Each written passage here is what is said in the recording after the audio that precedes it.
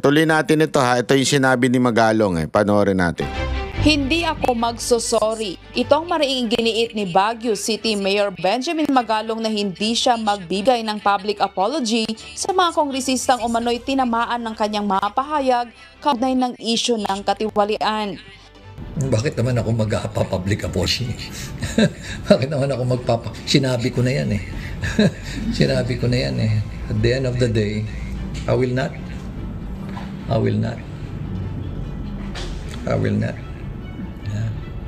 Tingnan nga natin kung saan pupunta yung kanilang investigasyon o yung kanilang committee hearing. Hintayin natin. Pero hindi ako mag-apologize.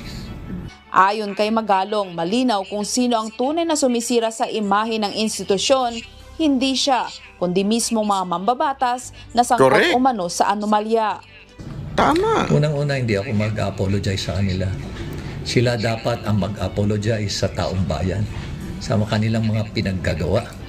Isipin mo, alam naman nila na marami sa kanilang kasamahan involved sa katiwalian. Pero nananahimik sila. Alam ko marami rin sa kanila matitino. Yan. Pero masama. Pinabayaan lang natin. Nananahimik dahil nga ayaw nilang, kumbaga, nangyari sa kanila is tolerance. Matatanda na giniit ni Manila 6th District Representative Benny Abante na nararapat lamang magbigay ng public apology si Baguio City Mayor Benjamin Magalong matapos itong tawaging moro-moro ang nakaambang investigasyon ng Kamara sa flood control projects. Ayon kay Abante, isang insulto sa institusyon ang pahayag ni Magalong at hindi dapat lahatin ang mga kongresista. Giit naman ng alkalde matagal nang malinaw sa mga kapwa-kongresista kung ano ang nangyayari, ngunit pinili umano ng iba na manahimik. Dagdag pa niya, ang katahimikan ay hindi neutralidad kundi pakikipagsabwatan. Yan yung sinasabi natin di ba mga kababayan? Hindi, ang pagiging tahimik, hindi ibig sabihin nag-against ka. Kailangan ka talagang mag-ingay. Kung may nakikita ka mali, dapat mo talagang punahin. Kaya nga ako, hindi ko sinasabing corrupt si Abante Wala tayong sinasabing corrupt si Abante. Pero ang punto ko, yung imposible Mr. Abante, na wala kayong alam. Imposible yun na wala. As in, okay lang kayo sa lahat ng nangyayari sa Congress at talagang sinasabi ninyo, okay yan, walang problema. Walang korupsyon. Imposible yun, sir. Di ba? Sana, magsalita kayo kung may alam kayo, respeto pa naman ng inyong titulo, bishop. Tapos, biglang sumasang-ayon lang kayo sa mga nakikita ninyo dyan sa loob ng Congress. Di ba? Ang pananahimik, it's just a sign of agreeing. So, sana wag tayong ganun. Di ba? Mr. Abante, Mr. Congressman. Buti nga, naipanalo kayo ni Commissioner di ba? Hindi, totoo naman Hindi siya nanalo. Ang nanalo yung isa. Ngayon, na-disqualify lang na-disqualify lang yung isa dahil sa kagustuhan ni chairman. Kaya kayo naupo. Ngayon, bumawi na kayo. Buti nga, napaupo pa kayo